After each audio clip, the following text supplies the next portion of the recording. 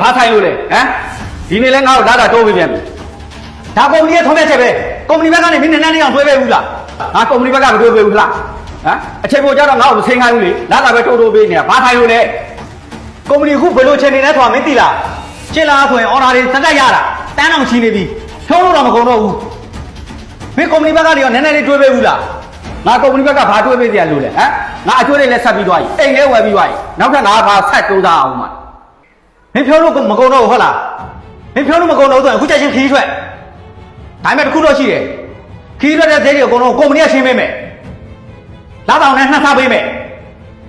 ငါလည်းပါလို့တာလေကုမ္ပဏီကလာပြီးထောင်ကိုတယ်မှာမဟုတ်တာခီးသွားတဲ့ပြင်းပြကောင်းတဲ့ဆိုတာငါသိတယ်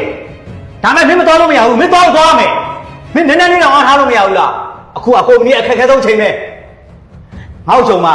ဒီအချိန်လေးနည်းနည်းပြီးသွားတာနဲ့နောက်ဝင်ရဖို့ဆိုတာမလွယ်တော့ဘူးခရိုင်းစကားကြီးဆက်ပြောကျွန်တော်အလုံးမလုံးတော့ဘူးဗျာဒီမှာအဲ့ဒါတွေမင်းတို့လက်ဆောင်ရှင်းတဲ့ကောက်ကယူပြီးပြီလေဒါကအတိတကယ်ပါပဲကွာကြိုက်လားကြိုက်တယ်သွားဒင်းသားတော့မြန်မြန်ရုံးစင်းတော့သွားပြီ